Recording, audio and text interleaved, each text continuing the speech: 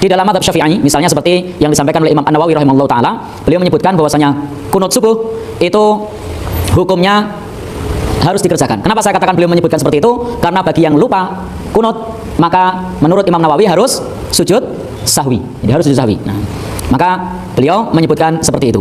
Maka jelas ini adalah ikhtilaf di kalangan para ulama. Demikian pula orang yang meyakini kunut itu wajib, kalau kemudian tidak kunut, sujud sahwi, tidak bisa pula kemudian menyampaikan kepada orang yang tidak kunut untuk dinahi mungkar. Para masyarakat awam maka hukumnya wajib, dan apalagi Ustadz Mujiman mengkaitkan sujud sahwi itu harus dikerjakan dengan hukum kunut yang wajib, kan seperti itu. Jadi kalau kita berbicara tentang anjuran atau tolap, itu ada dua Pak ya.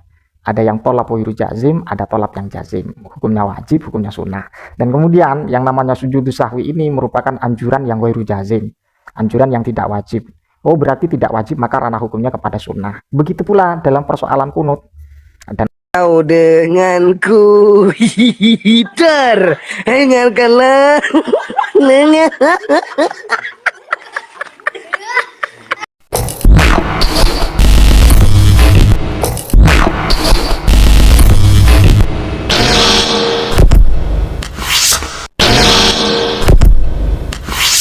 Assalamualaikum warahmatullahi wabarakatuh. Alhamdulillah wassalatu wassalamu ala rasulillah wa ala alihi wa sahbihi wa man walah amma ba'du.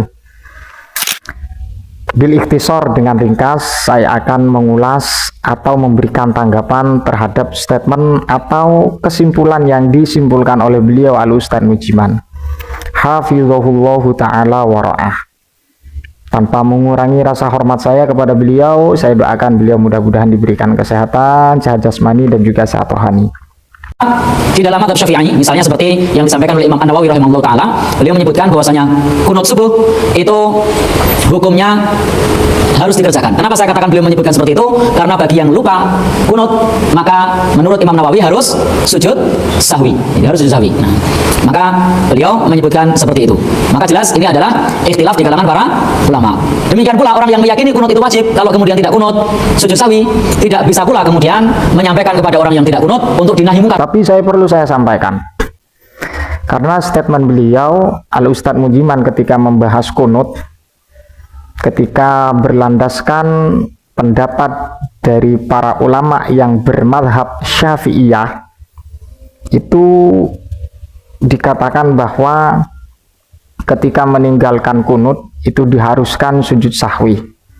Dan apalagi video-video yang tersebar bahwa Al-Ustadz Mujiman menyebutkan kunut itu menurut Al-Imam An-Nawawi itu wajib, bukan sunnah. Tapi itu sesuatu yang sudah saya tegaskan kemarin terkait dengan masalah kunut yang disampaikan oleh Al-Imam An-Nawawi dalam kitab Al-Adhkar. Pada kesempatan kali ini pada satu poin saja, ketika orang tidak melaksanakan atau meninggalkan kunut, diharuskan atau diharuskan untuk sujud sahwi ya. Jadi begini, kita harus mengetahui asal daripada hukum sujud sahwi itu sendiri tanpa kita mengkaitkan dengan persoalan kunutnya. Kalau menurut Ustadz Mujiman, ketika mempunyai pemahaman bahwa sujud sahwi itu harus dilakukan ketika meninggalkan kunut, maka hal ini menjadi problem. Di dalam mazhab Syafi'i, misalnya seperti yang disampaikan oleh Imam An-Nawawi rahimahullah taala, beliau menyebutkan bahwasanya kunut subuh itu hukumnya harus dikerjakan. Kenapa saya katakan beliau menyebutkan seperti itu? Karena bagi yang lupa kunut, maka menurut Imam Nawawi harus sujud sahwi. Jadi harus sujud sahwi. Nah, karena apa? Karena saya akan buktikan bagaimana para ulama, wabil khusus yang berkaitan dengan mazhab Syafi'i atau yang dikenal dengan Asy-Syafi'iyah ya, bahwa sujud sahwi itu bukan sesuatu yang harus dilakukan, bukan. Karena apa? Karena aslu sujudis sahwi itu adalah mustahab. Hukum asal daripada sujud sahwi itu adalah sunnah. Saya akan buktikan. Wa qad nassa fuqaha usyafi'iyati ala anna sujudas sahwi sajdatani. bahwa penjelasan para pakar fikih dari kalangan Syafi'iyah, sujud sahwi itu adalah 2 sujud. Wa annahu law sajada sajadatan wahidatan aziman alan firadiha batalat sholatuhu.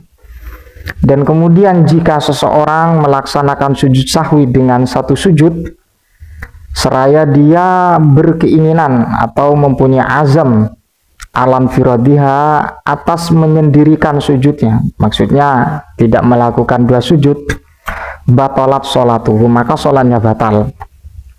Ma'a anna asla sujudis sahwi inda syafi'iyati mustahabun. Nah ini ya, bahwa hukum dasar daripada sujud sahwi itu menurut kalangan Syafi'iyah mustahabun la tabtulu as-salatu bitarkiha, yang mana tidak sampai membatalkan sholat jika meninggalkan sujud sahwi.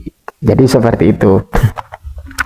Kalau dianggap sesuatu keharusan, ini perlu kita koreksi juga ya. Tapi kalau saya amati, mengapa beliau Ustadz Mujiman mempunyai statement seperti ini? Karena memang berangkatnya daripada statement Ustadz Mujiman yang menyatakan kunut itu hukumnya wajib berdasarkan dari madhab Syafi'iyah ya, atau dari kalangan ulama Syafi'iyah atau madhab Asy-Syafi'i. Kalau penerusnya disebutkan Ashabina Asy-Syafi'iyah. Dari sisi kunut yang menyatakan hukum wajib itu sudah saya ulas dan kemudian saya luruskan bahwa Al-Imam An-Nawawi itu tidak menjelaskan tentang hukum wajib tentang kunut, tapi hukumnya sunnah.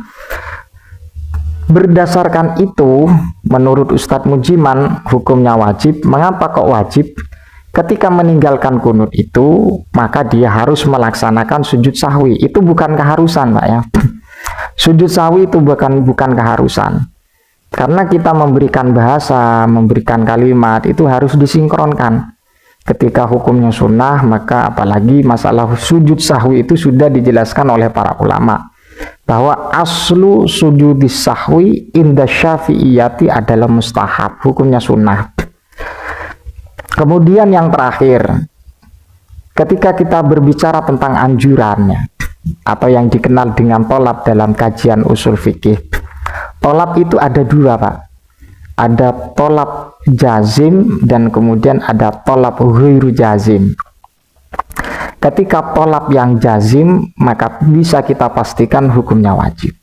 Ketika tolab ghairu jazim, maka ranahnya kepada hukum sunnah.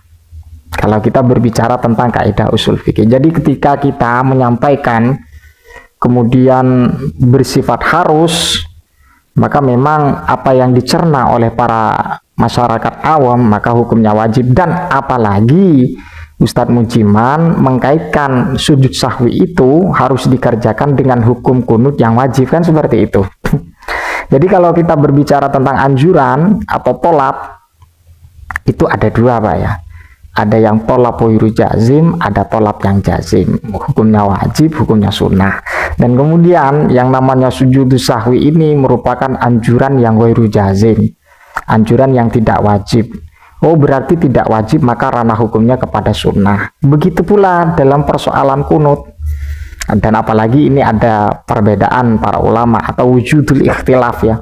Ada ikhtilaful ulama tentang masalah kunut itu sendiri.